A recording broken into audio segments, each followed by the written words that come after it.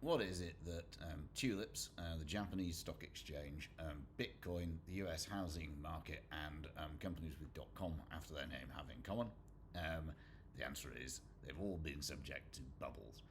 And bubbles are one of the reasons that, I haven't talked about this much before, but it's another reason that you might want to regulate financial markets. So what is a bubble? A bubble essentially is where the price of an asset rises far above its true underlying value, generally as a result of speculative activity.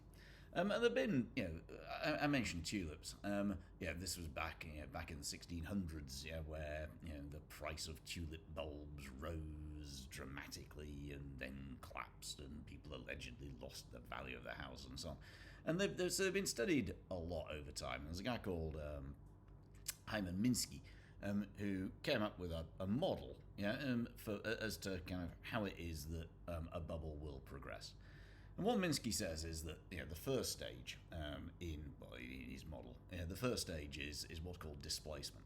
And in displacement, what happens is there is some sort of there is some sort of innovation that disturbs the original equilibrium in a market. So in tulips, there's actually a virus that created colourful petals. In Bitcoin, well, it was its creation, to be honest, the development of blockchain technology. In the US housing market, it was the low interest rates and cheap, kind of easy credit that had followed the previous crash, which was the dot-com bubble, which itself had been caused by the creation of the internet and so on and so forth. So there's some sort of displacement, some sort of change, fundamental change, that means that people look again at the value at an asset, or a new asset is created. That's all fine, but nothing happens until what Minsky calls stage 2, which is, he calls it the boom. All of a sudden, what starts to happen is that people get interested in the asset. And what's happening is that there's an increase in demand with an asset where there is limited supply. If you look at tulips, there's only, we're back in the 17th century. There's a limit to how many tulips can be imported, and they've got low price elasticity supply. Can't suddenly grow more of them. Bitcoin inevitably is limited because of the way in which its technology works. There's a finite number of houses, and so on and so forth. So usually this doesn't necessarily immediately follow the displacement. So if you take Bitcoin, they're invented. I think Bitcoin was first launched in 2009. But as you can see from the chart, it wasn't until 2013 that that the bubble really began. And this was again as a result of some other problems. There was a financial crisis in Cyprus, that meant investors want to get out. Rising wealth of Chinese middle classes with few investment opportunities again led to Bitcoin becoming popular. That's how the bubble starts. The initial investors are investing because they can see value. They believe, the prices haven't risen too far above the underlying value. But what Minsky then says, is that you've got some sort of, you've got euphoria. So euphoria is where speculators, start to come into the market. They're not buying it because they have any understanding of the underlying asset. Really, they're coming in because what's happened is that they can see the price of the asset is rising. Therefore, guess what? They think it's going to rise further. Therefore, they buy more. So what you got is your initial stage, which is supply and demand. We got relatively inelastic supply. Your initial stage, the boom. There's some increase in demand. There's excess demand at the original price. That leads to price rising. That's the start of the bubble. But what then starts to happen, is that more and more speculators start to get involved. And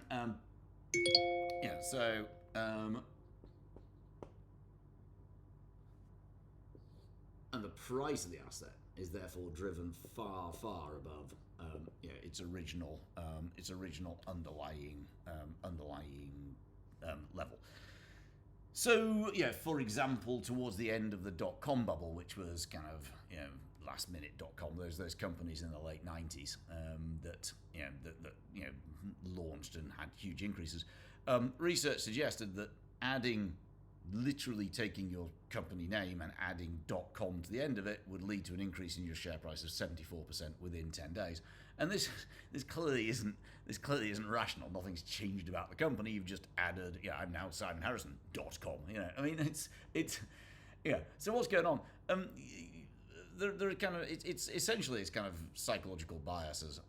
One is what's called retrospective rationalization, which is you now decide it's different this time. You've heard that before. It's kind of something has happened that means that old rules no longer apply. Because of this new technology, that it's now possible for assets to be worth much more. Blah blah blah. Blah, because of in the future there'll be greater income streams. People find ways of justifying their actions to themselves, and secondly, there's something called the greater fool theory,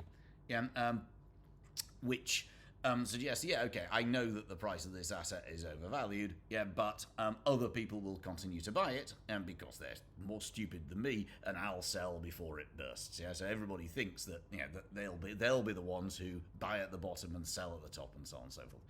But anyway, as a result, the price of the asset now is rising far, far above its original level. Now, of course, this can't, by definition, it can't keep going forever. Underneath all this, there is an asset, there is a tulip, and there is a Bitcoin, and there's a limit to how much these things can be worth. They can't be worth infinite amounts of money. So at some stage, what's going to happen is what Minsky called profit taking. And this was the fourth stage. This is the fourth stage of his model, where he says some investors decide that enough is enough, and what they're going to do is they're going to start selling. They've made a satisfactory level of profit. They're really happy, and they start selling. So diagrammatically, what's happened is that demand has risen. D1, D2, D3, and so on. The price has increased. From P1, P2, P3. Demand is continuing to rise. There are plenty of speculators coming into the market. So there's D4. But now some people start to sell. And as a result, the rate of growth of prices starts to fall. Prices had gone there, then there, then there, now to there. You can see that towards the end of the US housing bubble.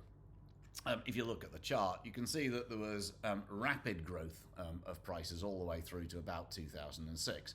Then 2006, some people start to profit take. They start selling, they're worried about the future and so on. You can see the rate of growth falls.